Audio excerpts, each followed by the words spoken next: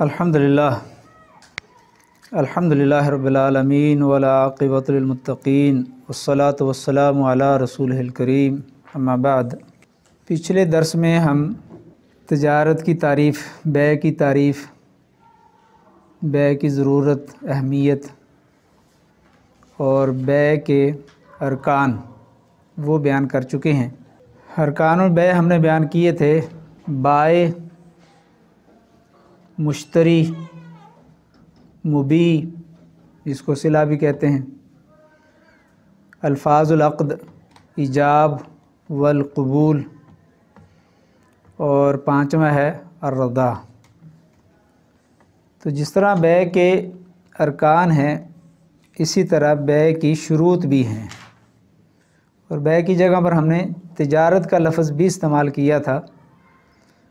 कि तिजारत की शर्तें भी हैं। तो तिजारत की शर्तों में से एक पहली शर्त जो है वो फ़रीक़ैन की बहम रज़ामंदी है। फ़रीक़ैन, क्योंकि बै होती दो लोगों या दो से ज़्यादा के दरमियान है, तो उन फ़रीक़ जो बै कर रहे हैं, ख़रीदो फ़रोख्त कर रहे हैं, लेन देन कर रहे हैं, सौदा कर रहे हैं, उन दोनों की बहम रज़ामंद होना ज़रूरी है। क्योंकि ज़बरदस्ती अगर किसी से बै करवाई जाए तो वो बै नहीं होती, वो बै सही नहीं है, वो फासिद है। तो कुरान भी इस बात की गवाही देता है, या अय्युहल्लज़ीना आमनू ला ताकुलू अमवालकुम बैनकुम बिलबातिल इल्ला अन तकूनु तिजारतन अन तरादिन। क्या ईमान वालो, तुम आपस में एक दूसरे का माल बातिल तरीके से ना खाओ, इल्ला ये कि तिजारत के ज़रिए, और तिजारत में भी एक दूसरे की रज़ामंदी हो। और ऐसे ही सैयदना अब्दुल्लाह इब्न अब्बास रज़ियल्लाहु ताला अन्हु से मरवी है, फरमाते हैं कि रसूलुल्लाह सल्लल्लाहु अलैहि वसल्लम ने फरमाया, ला यहिल्लु मुरिइन मुस्लिमिन इल्ला बितीबतन मिन नफ्सिही, कि किसी मुसलमान आदमी का माल उसकी दिली खुशी के बग़ैर हलाल नहीं है। तो उसका उस पर रज़ामंद होना ये ज़रूरी है। ऐसे एक दूसरी रवायत भी है, इन्नमल बैउ अन तरादिन, इब्न माजा की रवायत है ये। पहली वाली रवायत जो है बहकी की है, हसन दर्जे की है, और ये दूसरी रवायत सही है। तो इसलिए बै के अंदर एक दूसरे का राज़ी होना ज़रूरी है। और अगर रज़ामंद नहीं है उनमें से एक, ज़बरदस्ती उससे बै करवाई जा रही है, तो वो बै नहीं होगी। हाँ, यहाँ पर ये बात ज़हन में रहनी चाहिए कि रज़ामंदी फ़रीक़ैन की किसी गैर शरई चीज़ पर अगर रज़ामंद हो जाते हैं दो लोग, तो क्या वो भी हम कहेंगे कि वो उनका रज़ामंद होना उसके ऊपर सही है? तो गैर शरई चीज़ के ऊपर रज़ामंद हो जाना दोनों फ़रीक़ैन का वो गलत है।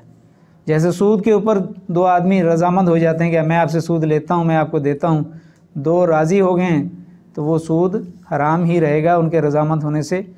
वो सही नहीं हो जाएगा। इसी तरह बदकारी के ऊपर अगर दो आदमी राज़ी हो जाते हैं, या मर्द और औरत राज़ी, दो फ़रीक़ राज़ी हो जाते हैं, तो वो भी जायज़ नहीं होगी उनके रज़ामंद होने से, वो हराम है, हराम ही रहेगी।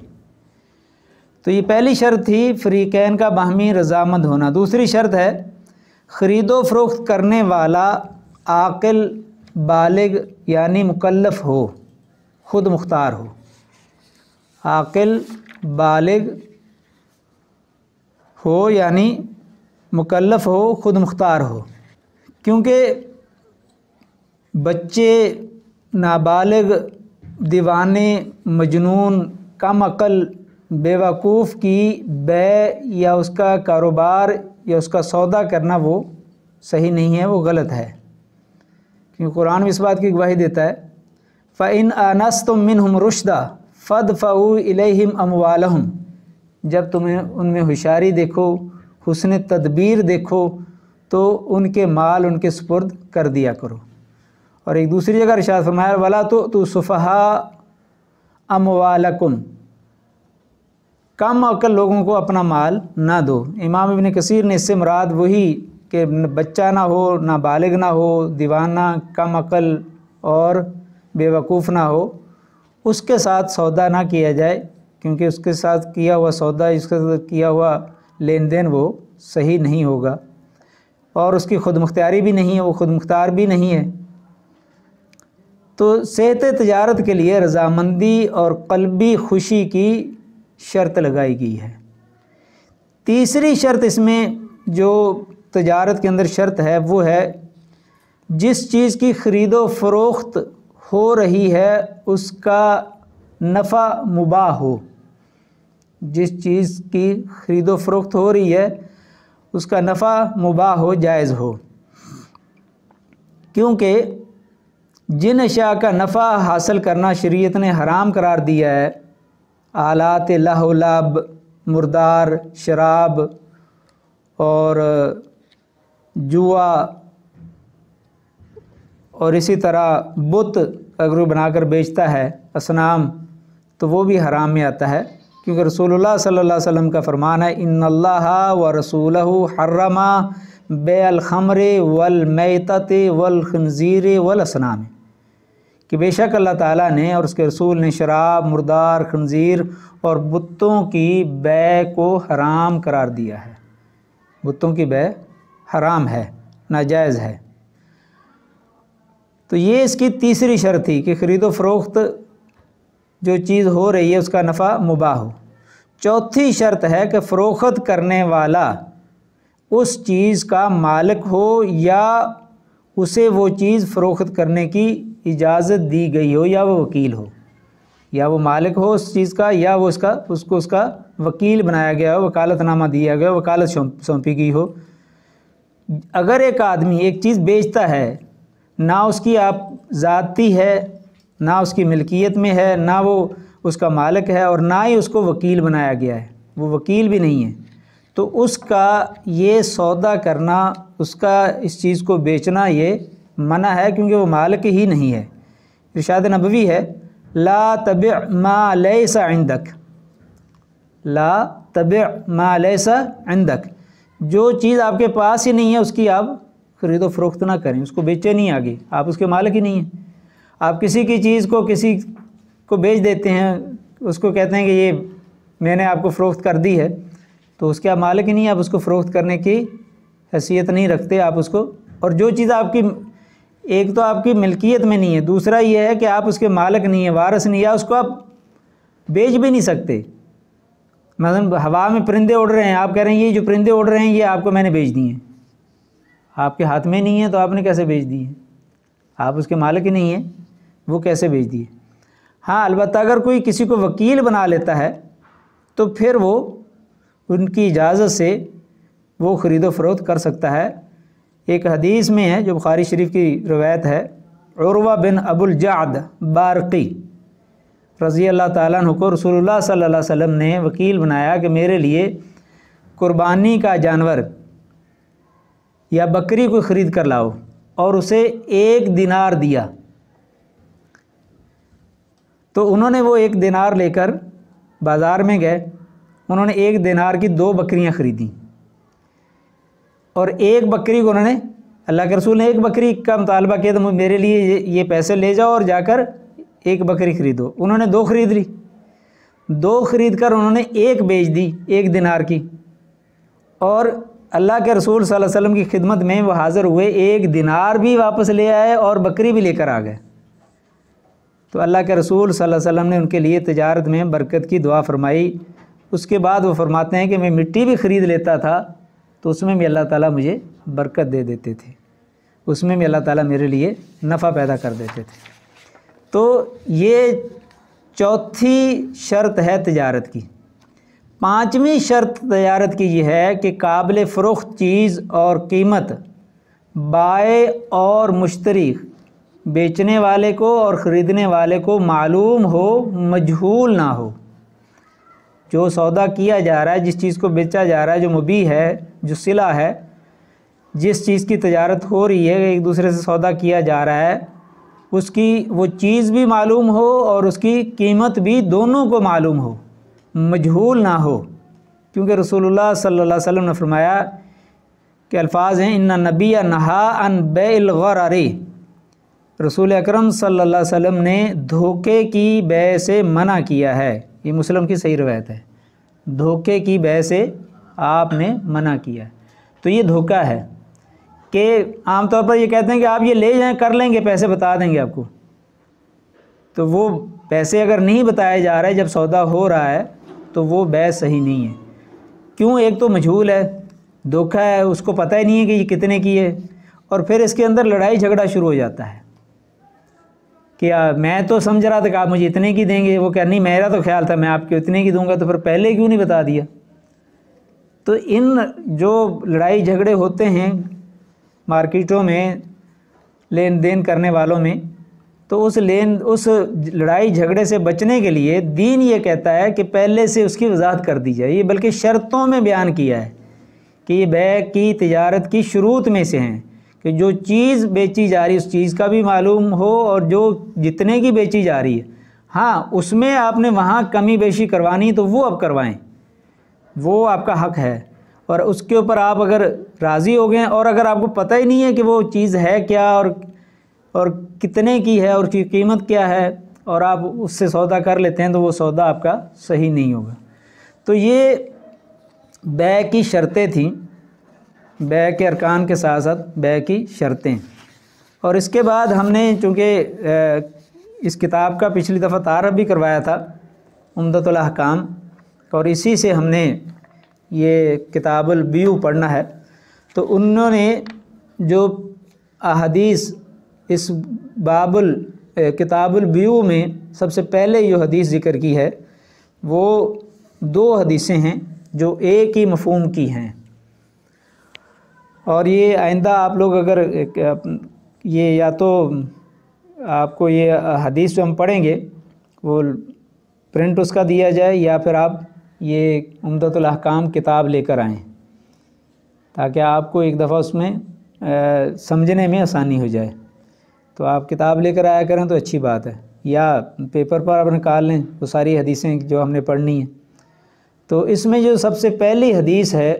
جو ہم پڑھنے جا رہے ہیں وہ ہے عن عبداللہ بن عمر رضی اللہ تعالی عنہما عن رسول اللہ صلی اللہ علیہ وسلم انہ قال اذا تبایع رجلان فکل واحد منہما بالخیار ما لم يتفرقا وكانا جميعا او يخير احدهما الاخر قال فان خير احدهما الاخر فتبايعا على ذلك وجب البيع۔ یہ روایت امام بخاری نے بھی اس کو کئی جگہوں پر ذکر کیا ہے، اور امام مسلم نے بھی ذکر کیا ہے، اور اسی طرح ابن ماجہ کے اندر بھی یہ روایت ہے، دیگر کتابوں میں بھی یہ روایت ہے، اور جب یہ بخاری مسلم میں موجود ہے تو اس کا مطلب ہے کہ یہ صحیح روایت ہے۔ اور پچھلی دفعہ ہم نے جب کتاب کا تعارف کروایا تھا تو اس میں بتایا تھا کہ انہوں نے جتنی احادیث عمدۃ الاحکام کے اندر جمع کی ہیں وہ زیادہ تر بخاری اور مسلم کی روایات ہیں، یا بخاری کی ہیں یا مسلم کی ہیں، تو اس لحاظ سے یہ صحیح ترین روایت ہے۔ تو اس میں جو بات بیان کی جا رہی ہے وہ یہ ہے، عبداللہ بن عمر رضی اللہ تعالیٰ عنہ فرماتے ہیں کہ رسول اللہ صلی اللہ علیہ وسلم نے فرمایا اذا تبایع رجلان، جب 2 آدمی خرید و فروخت کریں، جب 2 آدمی لین دین کریں،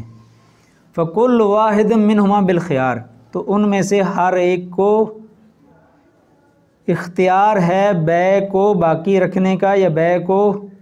فسخ کرنے کا یا بیع کو پختہ کرنے کا، مکمل کرنے کا، دونوں کو خیار ہے، بیع باقی رکھیں یا بیع کو فسخ کر دیں۔ معلوم یتفرق، کب تک یہ ان کو اختیار ہے؟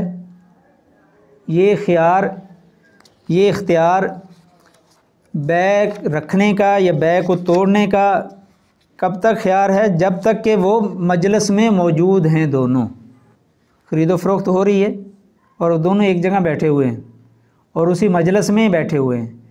تو سودا ہو گیا ہے، اور سودے کے بعد جب تک اس مجلس میں وہ بیٹھے ہوئے ہیں تو ایک کو دوسرے کے لیے، بائع کو بھی اختیار ہے اور مشتری کو بھی اختیار ہے، خریدنے والے کو بھی بیچنے والے، دونوں کو اختیار ہے کہ وہ بیع کو باقی رکھیں۔ پہلے بیع ہوگی ہے، اب کسی وجہ سے وہ کہہ رہے ہیں کہ نہیں میں نہیں بیچنا چاہ رہا، وہ یہ کہہ رہا میں نہیں خریدنا چاہ رہا، میں نہیں خرید رہا، میں بے کو توڑ رہا ہوں، فسخ کر رہا ہوں، تو دونوں کو اختیار ہے کہ جب تک وہ مجلس میں بیٹھے ہوئے ہیں تو اس وقت تک ان کے لیے یہ اختیار ہے، معلوم یہ تفرقہ، جب تک کہ وہ الگ نہیں ہوں گے، وکانہ جمیعاً، اور وہ اکٹھے ہیں، یا دوسری صورت یہ ہے او یخیر احدہما الآخر، ان میں سے ایک دوسرے کو اختیار دے دیتا ہے کہ آپ یہ چیز لے جائیں، 2 دن 3 دن 4 دن جتنے دن کا بھی ان کا آپس میں طے ہوتا ہے کہ آپ کو یہ چیز میں نے بیچ دی ہے اور یہ چیز آپ لے جائیں اور اس کو آپ استعمال کریں، اگر آپ کو اچھی لگے تو آپ ہماری بے پکی اتنے دنوں کے اندر، یا دنوں کی تحدید نہیں کرتا کہ جب آپ نے واپس کرنا ہو تو واپس کر دیں، یہ ان دونوں کو اختیار ہے۔ اسی طرح بائع کو اختیار ہے، اسی طرح مشتری کو بھی اختیار ہے۔ اگر وہ اختیار دے دیتے ہیں، دونوں ایک دوسرے کو اختیار دے دیتے ہیں کہ میں بائع کہتا میں آپ کو اختیار دیتا ہوں، یا مشتری بائع سے مانگتا ہے، یا وہ کہتا کہ 2 دن مجھے صبر کریں، سوچنے دیں، پھر میں آپ سے سودا کروں گا، تو ٹھیک ہے، اس میں دونوں کے لیے اختیار ہے۔ فَإِن خَيَّرَ أَحَدُهُمَا الْآخَرَ فَتَبَايَعَا عَلَى ذَلِكَ، اگر اس کے اوپر وہ بے کرتے ہیں، اس کے اوپر خرید و فروخت کرتے ہیں، تو عَلَى ذَلِكَ وَجَبَ الْبَيْعُ، تو پھر ان کی وہ بے واجب ہوگی ہے، مکمل ہوگی ہے اور پوری ہوگی ہے۔ اور اگر وہ اختیار نہیں دیتے، وہ چیز لے کے چلا گیا ہے، الگ ہو گئے ہیں دونوں مجلس سے، چیز بھی مجلس سے چلی گئی ہے، یا وہ خرید و فروخت کرنے والے 2 بندے مجلس سے اٹھ گئے ہیں، تو اب ان کا اختیار ختم ہو گیا ہے۔ اب بے کو فسخ کرنے کا یا بے کو توڑنے کا اختیار دونوں کو ختم ہو گیا، نہ وہ واپس لے سکتا ہے نہ یہ واپس کر سکتا ہے شرعی طور پر، کیونکہ بے مکمل ہو گئی ہے، بے کو توڑنے کا بھی اختیار نہیں ہے۔ ہاں الا یہ کہ اگر اس بے کے اندر کوئی چیز ہے جو کہ عیب ہے، اس کے اندر اس نے اس پہ بتایا نہیں ہے، اب اس کا پتہ چل گیا ہے کہ اس کے اندر عیب ہے، تو عیب کی شکل میں خریدار کو پھر اختیار وہ عیب کی وجہ سے دیا جائے گا، اس کو اختیار ہوگا کہ اس کو بے کو رکھنا چاہے رکھے، اور اگر اس بے کو توڑنا چاہے تو وہ بے کو توڑ سکتا ہے، اگر اس کے اندر کوئی ایسی چیز ہے کہ جو کہ اس کے لیے جس کام کے لیے اس نے اس چیز کو خریدا ہے وہی نہیں ہے، اس کے اندر غلام خریدا اور غلام میں کام کرنے کی ہمت ہی نہیں ہے، اس کو آتا ہی کچھ نہیں ہے، اس نے غلام تو خریدا تھا کہ میں اس سے کام لوں گا گھر میں، اس کو آتا ہی نہیں ہے، تو اب انہوں نے اختیار بھی نہیں دیا، مگر اب اس کے اندر اگر وہ عیب نکل آتا ہے تو عیب کی وجہ سے اس بے کو ختم کرنا ضروری ہے، وہ ختم کر سکتا ہے، کیونکہ حدیث بھی یہی بتاتی ہے المسلم اخو المسلم ولا يحل لمسلم باء من اخیہ بیعا فیہ عیب الا بین لہ، بہتر تو اس کے لیے یہ تھا کہ مسلمان کے لیے جائز نہیں ہے اگر وہ بیع کرتا ہے، اپنے بھائی کو کوئی چیز بیچتا ہے اور اس میں عیب ہے اور عیب اس نے بیان نہیں کیا، تو اس کو بیان کرنا چاہیے تھا، جب اس نے عیب بیان نہیں کیا تو اب اس عیب کی وجہ سے اس کو اختیار ہے کہ اس بے کو رکھے یا ختم کر دے۔ تو یہ حدیث ہمیں بے کے اندر اختیار کہ اس کو رکھنا چاہیے، رکھا جائے گا یا اس کو ختم کر دیا جائے گا، یہ شرعی طور پر اس کے پاس حق ہے اگر اس کے اندر عیب ہے۔ اگر عیب نہیں ہے اور چیز صحیح ہے اور وہ مجلس سے نکل گئے ہیں تو اب ان میں کسی کو اختیار نہیں ہے کہ وہ بے کو واپس کرے، نہ بائع مطالبہ کر سکتا ہے کہ میری چیز واپس کر دو، میں نے تو نہیں بیچنی تھی، اب بک گئی ہے اور بے واجب ہوگی ہے، پکی ہوگی، پختہ ہوگی، اب اس کے اندر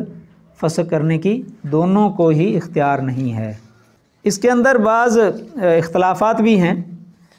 میرا خیال ہم ان اختلافات میں نہیں پڑھتے، اختلافات کی طرف نہیں جاتے، ہم جو اس کے اندر جو صحیح مسئلہ واضح طور پر ثابت ہو رہا ہے اور حدیث بھی صحیح بخاری اور صحیح مسلم کی روایت ہے، تو اس کے اندر بے کے اندر خیار ہے بائع کو اور مشتری کو، اور اگر وہ باقاعدہ اختیار دے دیتے ہیں دونوں ایک دوسرے کو، جو اس کے اندر بھی آ رہا ہے، اگر دونوں ایک دوسرے کو اختیار دے دیتے ہیں تو پھر تو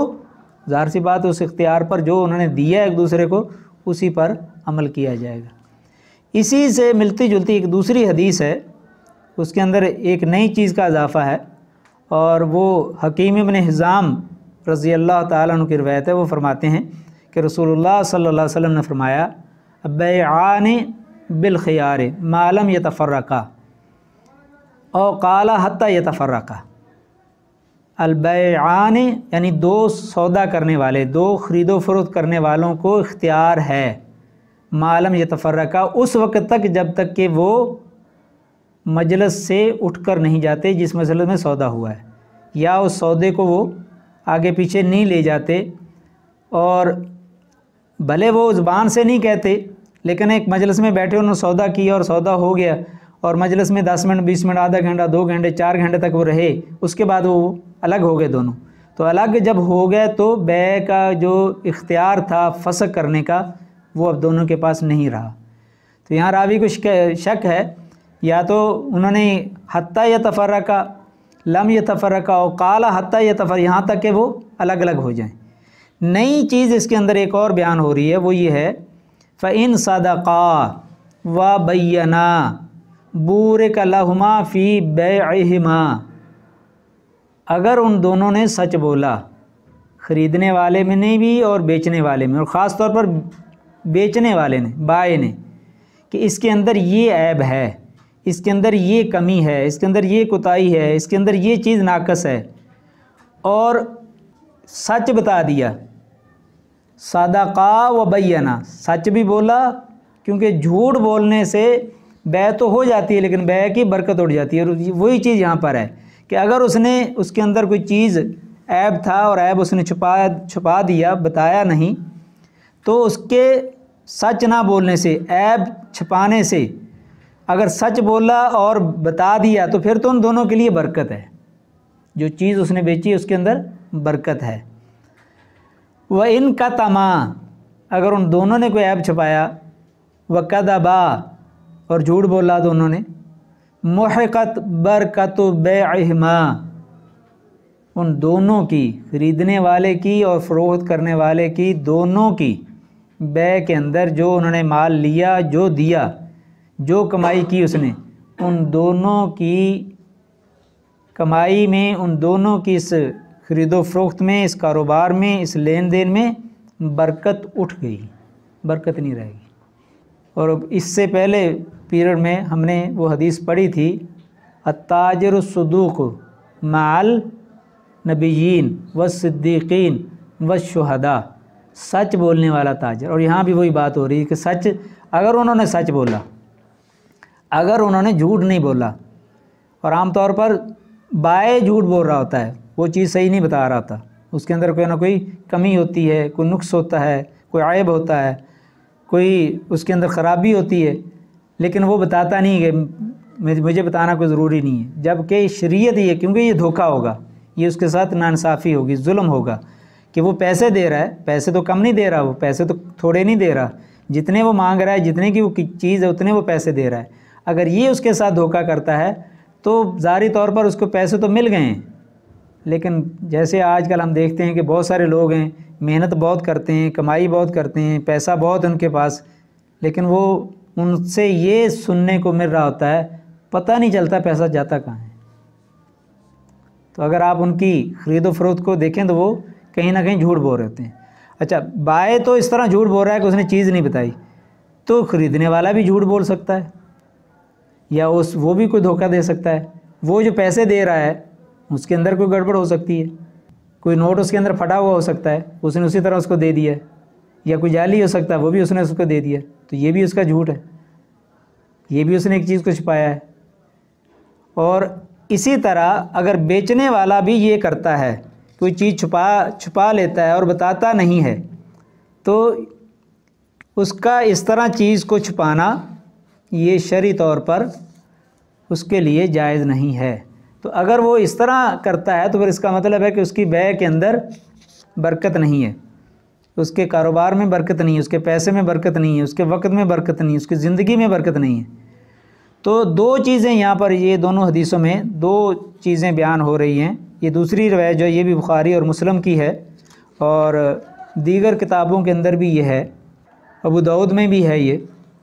اور اس میں الفاظ تھوڑے سے مختلف ہیں، مسلم میں بھی ہے، بخاری میں بھی ہے، ابو داؤد میں بھی ہے، اور یہ جو میں نے ابھی تھوڑی دیر پہلے ایک حدیث بیان کی تھی سنن ابن ماجہ کی ہے، المسلم اخو المسلم ولا یحل لمسلم باع من اخی بیعا فیہ عیب الا بینہ لہ، تو اس کو چاہیے تو اس کو بیان کر دیتا، اس کے بعد وہ خریدتا ہے تو ٹھیک ہے، اب بیان ہونے کے بعد پھر اب اس کو اختیار بھی نہیں رہے گا بیع کو فسخ کرنے کا، کیونکہ اب اس نے اس کو بیان کر دیا ہے، بیان کر دیا ہے، بیان کرنے کے بعد اب وہ اگر اس کو فسخ کرنا چاہتا ہے تو اب ہاں اگر اس نے بیان نہیں کیا اور اس کے اندر وہ عیب نکل آیا ہے تو اب اس کے لیے ہے کہ وہ اس عیب کی وجہ سے اس خریدی ہوئی چیز کو واپس کر دے، واپس کر سکتا ہے۔ تو یہ خرید و فروخت کے اندر، کاروبار کے اندر، تجارت کے اندر بہت زیادہ منافع ہے، بہت زیادہ برکت ہے۔ ایک حدیث میں آتا ہے کہ تجارت کے اندر دوسرے جتنے بھی کاروبار ہیں اور جن کے ذریعے سے پیسہ کمایا جاتا ہے ان میں سے تجارت میں 99 درجے زیادہ برکت ہے، نفع ہے، فائدہ ہے۔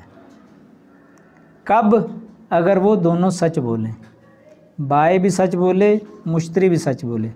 اگر جھوٹ بول کر سودا بیچا جائے گا تو وہ ویسے ہی ہے کہ اس نے دھوکہ دیا ہے، من غشنا فلیس منا، جو دھوکہ کرتا ہے، جو دھوکہ دیتا ہے کسی کو، غش کرتا ہے، ملاوٹ کرتا ہے یا جھوٹ بولتا ہے، دھوکے سے بیع کرتا ہے، تو اللہ کے رسول صلی اللہ علیہ وسلم فرماتے ہیں کہ وہ ہم میں سے نہیں ہے۔ تو یہ پہلی 2 احادیث تھیں جس کے اندر خیار المجلس یا بیع کے اندر خیار، اختیار، اس کو پختہ کرنے کا یا اس کو فسخ کرنے کا یہ مسئلہ ثابت ہو رہا ہے، اور دوسرا یہ ثابت ہو رہا ہے کہ بیع کے اندر، خرید و فروخت کے اندر سچ بولا جائے، جھوٹ نہ بولا جائے۔ سچ تو ویسے عام حالات میں، عام زندگی میں سچ بولنا ضروری ہے کہ مسلمان میں اللہ کے رسول صلی اللہ علیہ وسلم نے بڑے بڑے گناہوں کا جو ہے نا وہ شمار کروایا کہ اس کے اندر یہ گناہ بھی ہو سکتا ہے، یہ غلطی بھی ہو سکتی ہے، وہ غلطی بھی ہو سکتی ہے، بڑے بڑے گناہوں کا نام لیا، لیکن آپ صلی اللہ علیہ وسلم نے فرمایا کہ مسلمان جھوٹا نہیں ہو سکتا، مسلمان جھوٹ نہیں بولتا۔ تو جب عام حالات میں مسلمان کو منع ہے کہ وہ جھوٹ نہ بولے، جھوٹ سے بچے، جھوٹ کو اختیار نہ کرے،